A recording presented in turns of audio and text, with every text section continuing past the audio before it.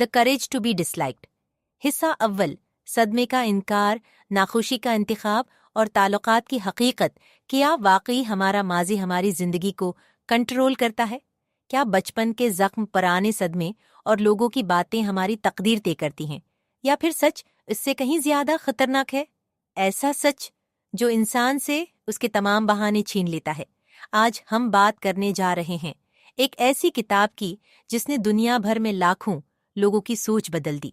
एक ऐसी किताब जो कहती है कि आपका माजी आपकी जिंदगी का मालिक नहीं। ये है the courage to be disliked, Alfred Adler की नफ्सियात पर मबनी एक इनकलाबी किताब जो इंसान को ये सिखाती है कि खुशी, आज़ादी और जहनी सुकून किसी और के हाथ में नहीं बल्कि आपके अपने फैसलों में पोशीदा हैं। इस वीडियो में हम जानेंगे क्यों एडलर कहता है कि ट्रॉमा इंसान की तकदीर नहीं बनाता, क्यों बहुत से लोग अनजाने में अपनी नाखुशी खुद मुंतखब करते हैं, और क्यों तकरीबन तमाम इंसानी मसाइल दरअसल ताल्लुकात के मसाइल होते हैं। तो वीडियो को आखिर तक जरूर देखिए, क्योंकि मुमकिन है आज के बाद आप अपनी पूरी जिंदगी को एक नए जाविये से देखना शुरू कर दें।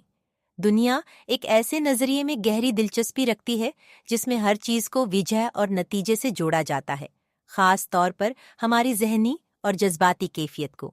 अगर कोई इंसान बेचैनी, खौफ या एहसासी कमतरी का शिकार हो तो माशरा फौरन उसकी अंगली उसके माजी, बचपन या किसी पुराने सदमे की तरफ उठा देता है।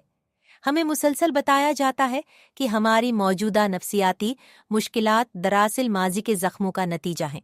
ये सोच बड़ी हद तक सिगमंड फ्राइड के नजरी नफ्सियात से मुतासिर है, जिसे इटियोलॉजी यानी सबब और नतीजे की नफ्सियात कहा जाता है।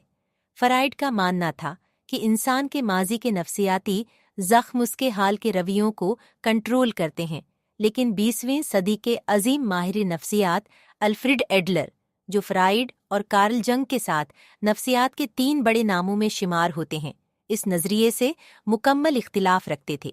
एडलर ने एक हैरान कुन और मुतनाज़ी ख्याल पेश किया।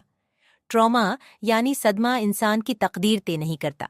इसका मतलब ये नहीं कि लोगों के साथ खौफनाक वाक़यात पेश नहीं आते या वो तकलीफ नहीं देते, बल्कि एडलरीन नफ्सियात ये कहती है कि इंसान को उसके तजुर्बात नहीं बल्कि अन तजुर्बात को दिए गए मानी मुतासिर करते हैं। यही टेलियोलॉजी की बुनियाद है, यानी इंसान के रवैयों को उनके मकसद के जरिए समझना, न कि सिर्फ उनके माजी के असबाब से। एडलर के मुताबिक हम अपने माजी की वजह से अमल नहीं करते, बल्कि हम अपने मौजूदा मकसद को हासिल करने के लिए अमल करते हैं। फर्ज करें एक नौजवान घर से बाहर निकलने से डरता है।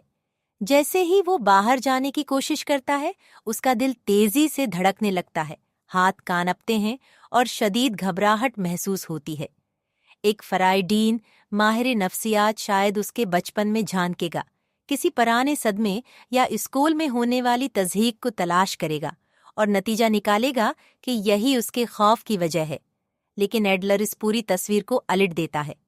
एडलर कहता है कि असल में इस नौजवान का मौजूदा मकसद घर के अंदर रहना है, वो बाहर नहीं जाना चाहता। इस मकसद को हासिल करने के लिए उसका ज़हन और जिस्म मिलकर खौफ और बेचैनी पैदा करते हैं। लेकिन सवाल ये है कि कोई इंसान खुद को इतनी अजियत में क्यों रखेगा? क्योंकि घर के अंदर रहकर वो खास बन जाता है।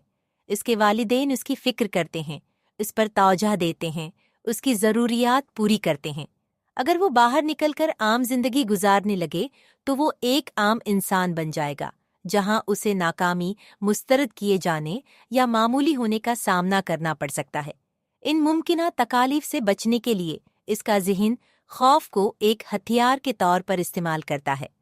एडलर के मुताबिक माजी का सदमा असल वजह नहीं बल्कि सिर्फ एक जवाज़ है, जिसे इंसान अपने मौजूदा मकसद को सही साबित करने के लिए इस्तेमाल करता है। ये ख्याल इंतहाई गैर आरामदा है, क्योंकि ये इंसान से उसके पसंदीदा बहाने छीन लेता है।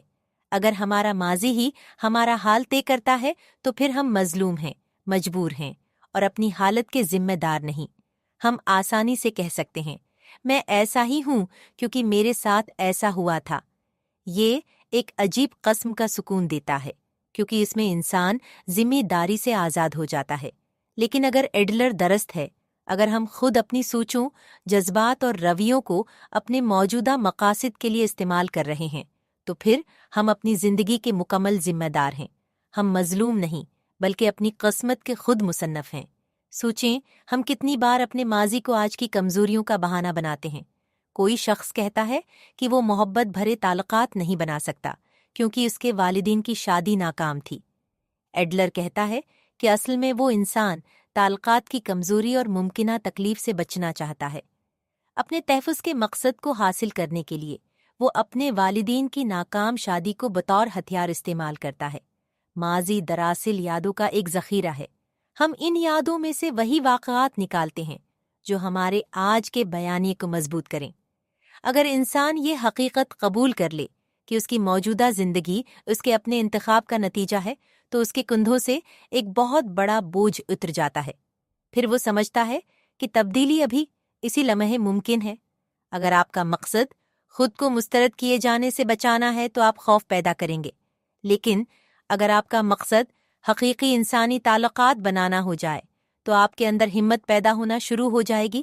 ماضی آپ پر صرف اتنی طاقت رکھتا ہے جتنی طاقت آپ اسے دیتے ہیں۔ ایڈلرین نفسیات انسان کو اس کی ذہنی قید کی چابیاں واپس دیتی ہے اور کہتی ہے، اب دروازہ کھولو، باہر نکلو اور اپنی زندگی کی ذمہ داری خود سنبھالو۔ ہم ناخوشی کیوں چنتے ہیں؟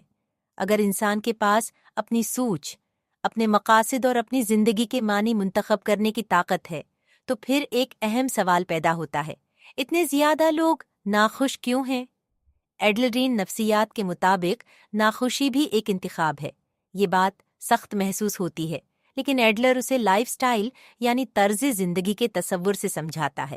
یہاں طرز زندگی سے مراد کپڑے یا گھر نہیں، بلکہ وہ بنیادی نظریہ ہے جس کے ذریعے انسان دنیا کو دیکھتا ہے۔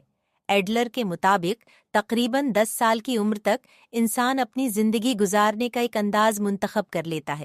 کوئی توجہ حاصل کرنے کے لیے مزاحیہ بن جاتا ہے، کوئی ہر وقت کامیابی کے پیچھے بھاگتا ہے اور کوئی ہمیشہ مظلوم بن کر دوسروں کی ہمدردی حاصل کرتا ہے۔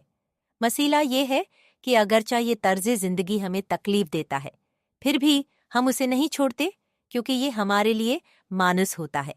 انسان اپنی جانی پہچانی تکلیف کو نامعلوم مستقبل سے زیادہ محفوظ سمجھتا ہے۔ یہ ایسے ہی ہے جیسے کوئی تنگ جوتے پہن کر چلتا رہے۔ وہ تکلیف دہ ہیں لیکن وہ ان کا عادی ہو چکا ہے۔ تبدیلی کا مطلب ایک نئی دنیا میں قدم رکھنا ہے جہاں ناکامی، تنقید اور غیر یقینی صورتحال موجود ہو سکتی ہے۔ اسی خوف کی وجہ سے اکثر لوگ اپنی پرانی ناخوشی کو ہی پکڑے رکھتے ہیں۔ ایڈلر ایک مثال دیتا ہے۔ ایک شخص ریستوران میں بیٹھا ہے، اچانک ویٹر غلطی سے اس پر کافی گرا دیتا ہے۔ وہ شخص فوراً غصے میں چیخنے لگتا ہے۔ وہ سمجھتا ہے کہ کافی گرنے کی وجہ سے غصہ خود بخود پیدا ہوا، لیکن ایڈلر کہتا ہے کہ اس شخص نے غصہ استعمال کیا تاکہ وہ ویٹر کو ڈرا سکے اور اپنی برتری ثابت کر سکے۔ اگر اسی لمحے اس کے باس کا فون آ جائے تو وہ فوراً پرسکون لہجے میں بات کرے گا۔ اس سے ثابت ہوتا ہے کہ غصہ ایک بے قابو دھماکہ نہیں بلکہ ایک کنٹرول کیا جانے والا ہتھیار ہے۔ ہم اکثر اپنے جذبات کو اپنے مقاصد کے لیے استعمال کرتے ہیں۔ جب ہم کہتے ہیں غصے نے مجھ سے یہ کروا دیا تو اصل میں ہم اپنی ذمہ داری سے بچ رہے ہوتے ہیں۔ یہی اصول ناخوشی پر بھی لاگو ہوتا ہے۔ بعض اوقات انسان اپنی ناخوشی کو ایک ڈھال بنا لیتا ہے تاکہ وہ زندگی کے خطرات سے بچ سکے۔ اگر آپ خود کو یہ یقین دلا دیں کہ آپ بدقسمت، ناکام یا ناقابل محبت ہیں تو پھر آپ کو کوشش نہیں کرنی پڑے گی۔ آپ نئے خواب نہیں دیکھیں گے، نئے تعلقات نہیں بنائیں گے اور ناکامی کے خطرے سے بچے رہیں گے۔ ایڈلر کہتا ہے کہ خوشی کے لیے ہمت چاہیے۔ خوشی کوئی ایسی چیز نہیں جو اچانک آسمان سے اترتی ہے۔ خوشی ایک فیصلہ ہے، ایک ایسا فیصلہ جس میں انسان اپنے بہانے، اپنی مظلومیت اور اپنی پرانی ذہنی زنجیریں توڑتا ہے۔ اور جب انسان یہ مان لیتا ہے کہ اس کے جذبات اس کے قابو میں ہیں تو بے بسی کا وہم ٹوٹ جاتا ہے۔ پھر اسے احساس ہوتا ہے کہ طاقت ہمیشہ سے اس کے اندر موجود تھی۔ تمام مسائل دراصل تعلقات کے مسائل ہیں۔ ایڈلر کا ایک اور انتہائی انقلابی خیال یہ ہے، تمام مسائل دراصل انسانوں کے درمیان تعلقات کے مسائل ہیں۔ اگر دنیا میں کوئی دوسرا انسان موجود ہی نہ ہوتا تو احساس کمتری، حسد، شرمندگی، مقابلہ اور معاشرتی خوف جیسی چیزیں بھی موجود نہ ہوتیں۔ مثال کے طور پر اگر کوئی شخص خود کو چھوٹا قد ہونے کی وجہ سے کمتر سمجھتا ہے تو یہ احساس صرف اس لیے پیدا ہوتا ہے کیونکہ وہ خود کو دوسروں سے موازنہ کر رہا ہے۔ قد ایک حقیقت ہے لیکن احساسی کمتری ایک تشریح ہے۔ ایڈلر احساسی کمتری اور انفیریورٹی کمپلیکس میں فرق کرتا ہے۔ احساسی کمتری انسان کو ترقی کی طرف دھکیل سکتا ہے لیکن انفیریورٹی کمپلیکس انسان کو بہانے بنانے پر مجبور کرتا ہے۔ میں کامیاب نہیں ہو سکتا کیونکہ میں خوبصورت نہیں ہوں۔ میں آگے نہیں بڑھ سکتا کیونکہ میں امیر خاندان سے نہیں ہوں۔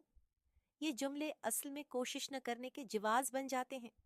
بعض اوقات یہی احساسی کمتری الٹ کر برتری کے دکھاوے میں تبدیل ہو جاتا ہے۔ کچھ لوگ ہر وقت اپنی کامیابیاں، اپنے تعلقات یا اپنی دولت دکھاتے رہتے ہیں۔ ایڈلر کے مطابق یہ اصل اعتماد نہیں بلکہ اندرونی کمزوری کی علامت ہے۔ ایک واقعی پراعتماد انسان کو خود کو ثابت کرنے کی ضرورت نہیں پڑتی۔ کاموں کی علیحدگی ذہنی سکون کی کنجی ایڈلر کے سب سے عملی نظریات میں سے ایک ہے۔ سیپریشن آف ٹاسکس یعنی کاموں کی علیحدگی۔ ہم اپنی زندگی میں اکثر دوسروں کے کاموں میں مداخلت کرتے ہیں یا دوسروں کو اپنے فیصلوں پر قابض ہونے دیتے ہیں۔ یہی تنازعات اور ذہنی دباؤ کی بڑی وجہ بنتا ہے۔ ایڈلر ایک سادہ سوال پوچھتا ہے، کسی فیصلے کے نتیجے کا بوجھ آخر کار کس پر پڑے گا؟ مثال کے طور پر ایک بچہ پڑھائی نہیں کرتا، والدین غصہ کرتے ہیں، ڈانٹتے ہیں، مجبور کرتے ہیں، لیکن ایڈلر کہتا ہے کہ پڑھائی بچے کا کام ہے، والدین کا نہیں۔